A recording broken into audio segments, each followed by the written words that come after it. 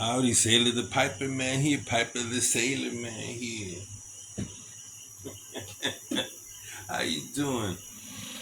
I'm here with a nice, I think it's a Savinelli, man. You know what I'm not starting to like is the logos on these new pipes. Um, they come off. I hate that. Or their numbering system come off. I mean, come on, guys. You're selling me a nice product, and your emblem disappears. Give me a break. You know, you never see that happen with the white dock or Dunhill. You never see the white disappear. Oh well, guys getting cheap, man. Well, I'm here with some more. Dang, this is a lot. You right, Saint Dave. This is a lot of tobacco, man. Dang. So I'm starting to smoke most of this. You know what? I'm really It's a sample pack. It's called the Value Sample Pack. And Tunnel was correct. I had purchased it. I think I purchased like 3 packs. And the reason why I purchased 3 packs, I heard news that the prices of the tobaccos were gonna go up. This was about a year and a half ago. And I went on a spending spree, man. I must have bought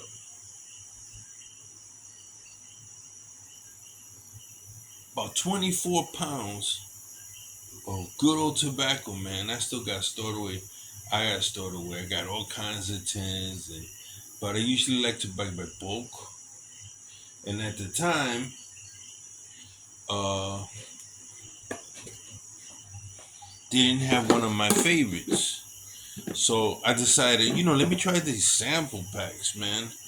The prices are gonna go up and all this stuff. Well, I bought it and I tried it. It was really okay. But now it's better. Now that it's aged over a year and a half, it's smoother and it's better. So the value sample pack by Pipe and Cigars is pretty good.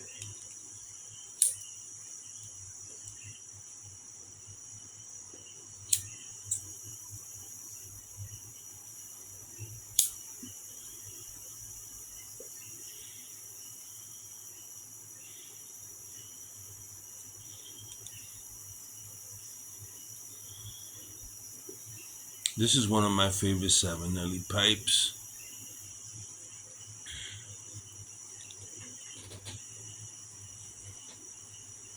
Sometimes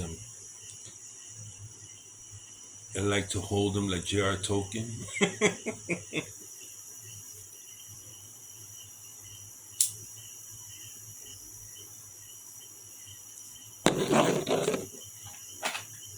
But I don't know, with me lately, I'm like, am I losing my technique in packing pipes or what? What's going on?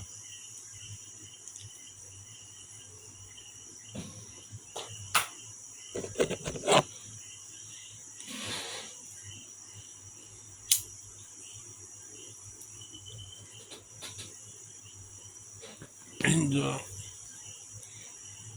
well, I'm smoking a little bit. I was on Facebook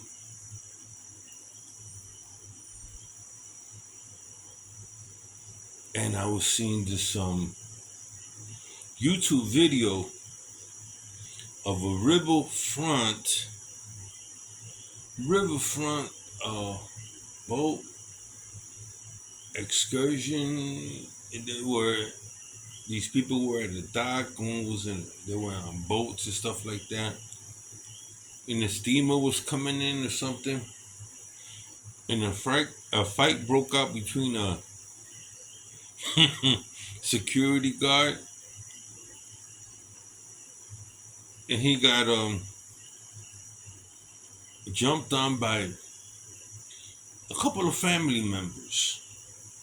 Now, if you didn't know they were family members, you would have immediately thought it was some kind of racial, you know. But what they look like, it looked like four men, five men, and two two white women jumping on a poor black security guard from a distance. If that's your paradigm view, but if you have been observing it, it had nothing to do with race and everything to do with the fact that this family was inebriated. Yeah, they felt they didn't have to move. It was more of an ethnic thing. Well, we ain't gonna move just because you're security guard, but the law is the law. Well, a fight broke out. White guy comes running, hits the guy. He goes on the floor. He throws his cat up in the air, and they started winging on this guy. Five of them. I guess they realized they were the only ones because they started jumping on him, and then it looked like you know 5, 6 white people beating on one man. Lo and behold, with those people standing there, where them white folks standing, didn't know there was a whole shipload of black folks, and somebody became Aquaman, jumped off the ship, was swimming for all his worth. Some 16-year-old guy to reach this man to help him. Some other black man came down, and it was thrown down, man. That thing looked like a WWF cage match. Cause they kind of stopped for a second, but once that barge pulled aside and all them black folks came out, and the guys that came out were employees, and they went after those guys. They had a nice boat and everything. Lord, if I would have been there, I would have burnt that boat. You know, one of those guys. The issue was the boat. They didn't want to move the boat. Well, in my thinking, it was like, well, that boat's got to go. You know, burn the boat down. That's how I would have done it. Not these guys. These guys started whooping on those other guys. It was all out, and the white women jumped in, and the black women jumped in, and they was going at it.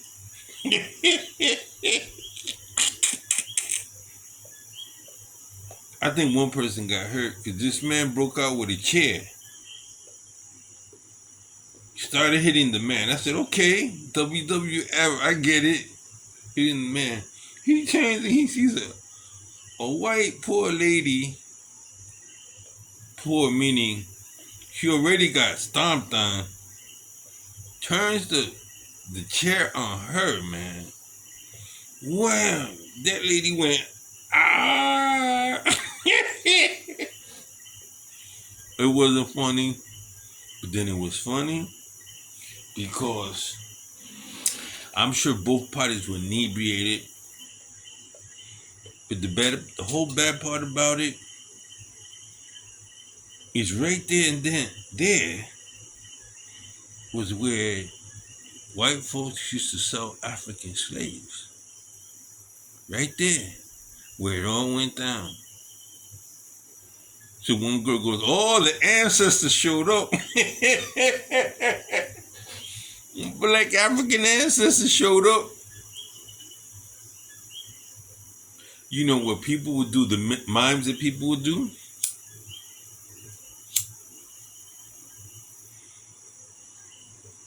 They call the kid who swam, he looked at it with no crocodiles. He looked at it with nothing in the water because that boy jumped, 16 years old, jumped out that water. They're calling him Phelps. Maybe a swimmer. Boy, he was swimming.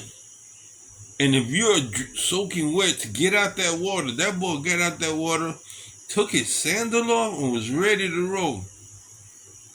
I said, look at here, look at here.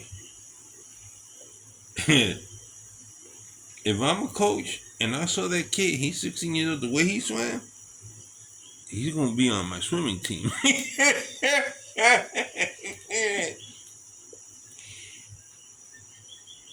But most people now, after though, didn't perceive it to be some kind of racial. I didn't. Because the whole argument was move your damn boat or I'm gonna move it. So the issue was whether they were gonna move the boat, they were gonna obey the security guard, or they were gonna be stubborn. It had nothing to do with the color of the man's skin. Because I'm sure if it would have been a white man and he would have done the same thing, it was gonna be throwdown between two white people. I seen that happen. So it had nothing to do with it. Everybody calm down.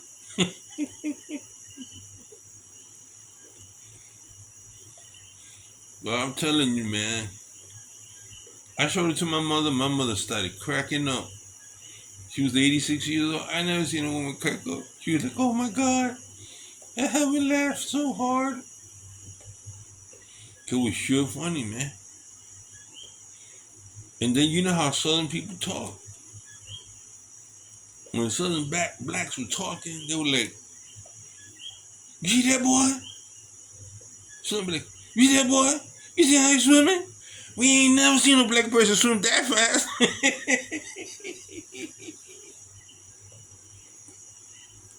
I've been around Southern folks. I had a friend. This was Rat Rumor. He had a Confederate flag. His pickup truck. He white dude. He was in the Navy. He had a shotgun. He was from Black Mountain, North Carolina, Black Smoky Mountain, I don't know. And we became friends. How we became friends was he was talking about to other people around us, the Confederate Army, the wars that were fought in North Carolina. And I had studied on the Civil War, and he was so surprised that I knew so much about the Civil War and who fought what, who Stonewall Jackson was, who was, all the different fights in the different counties. So he took a liking to me. So every time he saw me, I was jogging out to base, jogging over. He'd pick me up in his pickup truck with that Confederate flag and a shotgun. And he wore a cowboy hat.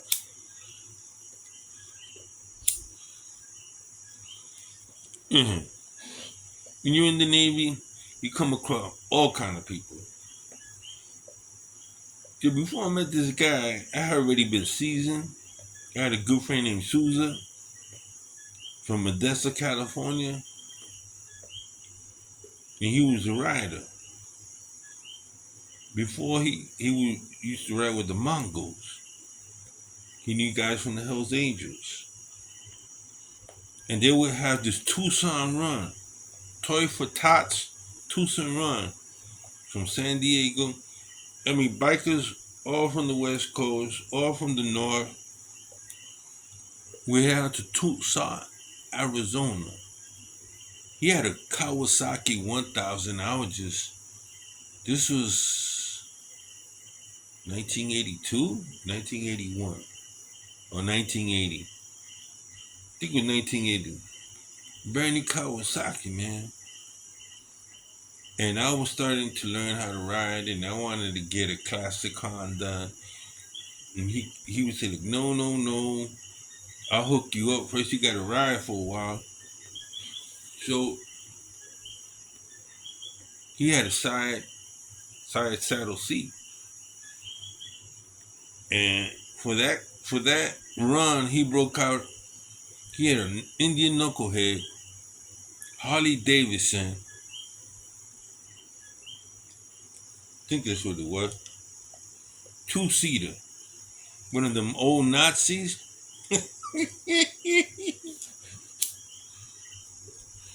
And he wanted me to go to Tucson with him. So he gave me a Nazi helmet with the little pointy thing. Yeah, I wore that. And Susan wore, I don't know what the hell he wore. He wore some kind of helmet. And we were on our way to Tucson. We got to Tucson.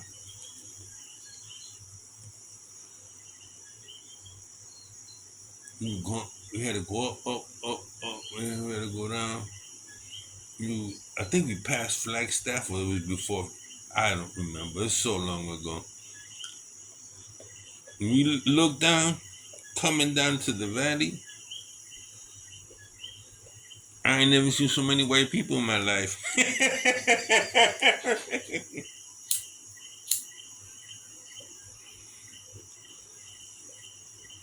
And I turned to Dick Susan. I said, Dick, what you got me into? You know, I was skinny. I was built. I said, Susan, what did you get me into? You ain't tell me this Susan wrong was going to be nothing but Hells Angels, Mongols, every bike club you can think of was there, man. I don't know if they had a truce, but since this is what Toys for Tots, people bringing all kind of stuff. I ain't never seen so many motorcycles in my life, man. All kind, customized, beautiful. Sissy bars. The sissy bars. Tricycles, man. Beautiful women, too. So, here I'm pulling up. And these big horse, I call them horse guys. Huge, man. Like Viking looking. 6'3", 6'4", blonde hair. Saw me coming with the Nazi helmet. The Dick Susan pulls up to the side of the saloon. I'm sitting like there. I'm with a pipe. Dick's with a cigar. I don't move. I did not move. I sat there, look around. How y'all doing? I said, how y'all doing? Yo, man, I got a spider as big as hell here.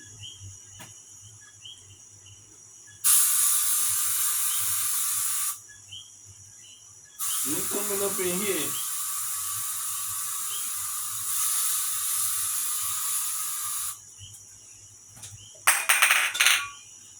Man, I had a tarantula looking spider coming up in here. Oh no. I use a spray, man. Because it's raining, so they come indoors. So I sat there. Howdy. Guys looking at me. Everybody knew who Dick Susan was. And they're looking at Dick, and he goes, let's introduce you to my petty officer on board the ship. So then I was in the Navy, you know. I had just made third class. I didn't know half these guys were Vietnam veterans, the other half were Korean veterans. Some of them were Army, Navy, Air Force. Retired, had long grown hair. So Dick took me out and we went in to the saloon. So they all looking at me. And this beautiful blonde comes over. She was all drenched. I don't know if she smelled like beer, all drenched. Coming up to me was a triple D, I don't know what. She was packing, Jack. Boom, boom. Hi, fella there, how you doing? Yeah, I can smell she was been drinking, right? So I'm standing like that, booze hit me in the face. The old man comes over.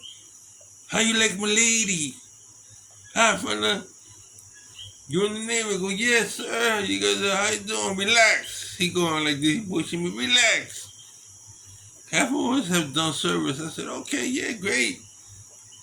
That woman still, her tip was on my face. I was like, oh, damn, man. Women got up on the bars. I was I'm at the bar. It's an oak bar. I was at the bar. This woman that tit is in my face. And I'm looking up, and all these women get up there. The Levi shorts.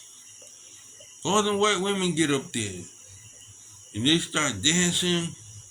And behind me are the big ass gorillas from the Hells Angels, man.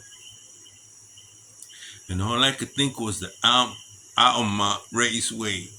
When them Hells Angels beat up that black kid. Beat up that black kid ain't even funny. They beat up that black kid in that Rolling Stone concert.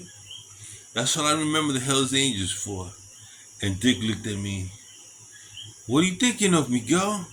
I looked at him, I said, Dick, I'm thinking of Alma. He started cracking up. He started cracking up, you know. Your mouth buddy's right here. He saw the Hells Angels behind him. You know what was he thinking of? You go, know what? He's thinking of Almont Raceway. Jay started bawling and laughing. I said, he was like, relax. I said, not for nothing, man. I ain't never been around so many of y'all. You know? So you gotta cut me some slack.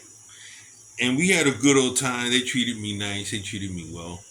So that was my big experience being around a lot of, Anglo-Saxon.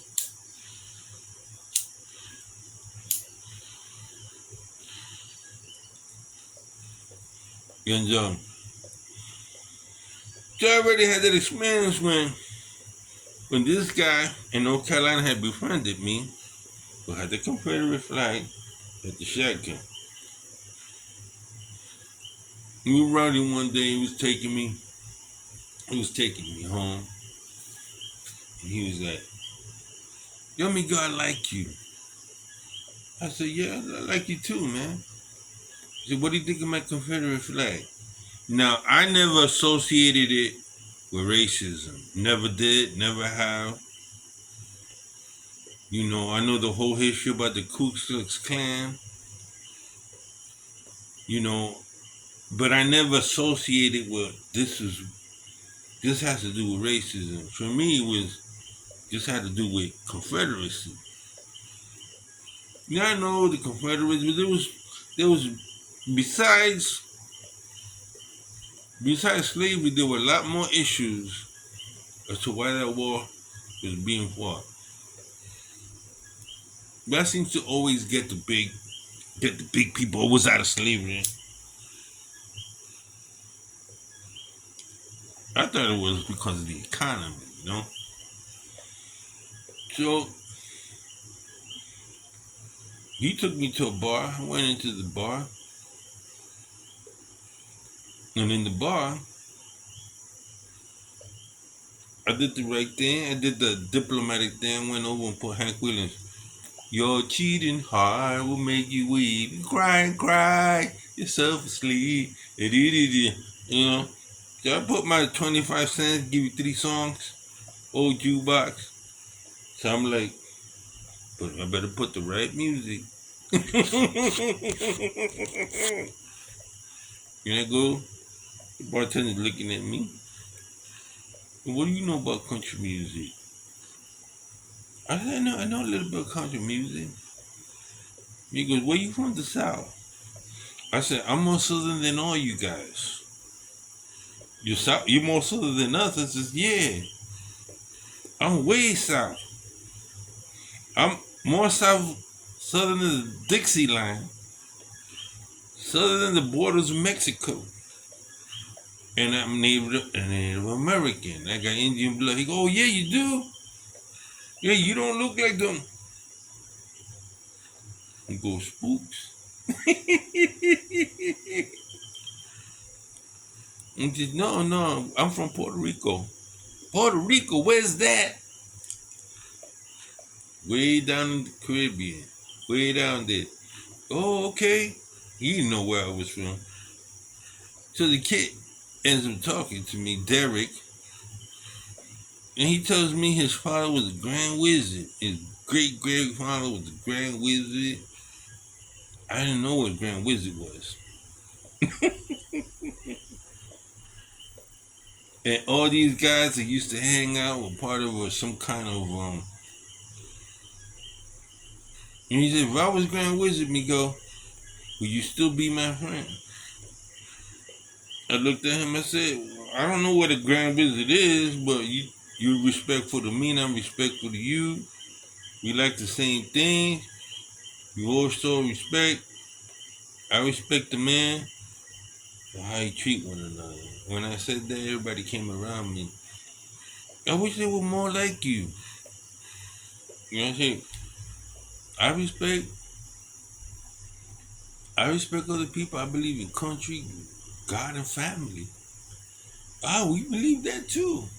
We just believe that y'all supposed to be on that side of the track and we're supposed to be on this side of the track. I don't know. In Puerto Rico, we don't got tracks. He looked at me. You don't got tracks. So I guess what you guys mean, you guys separatists, like blacks with blacks, whites with whites, and people, yeah, we like that. Okay, I got no problem with that. Man, but it was scary. I was around Klansmen. I had made friends with a clan whose grandfather was a Grand Wizard.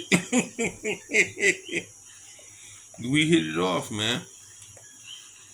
You know, random thoughts, brother. State of the Piper, my Piper, the Salem, and signing out.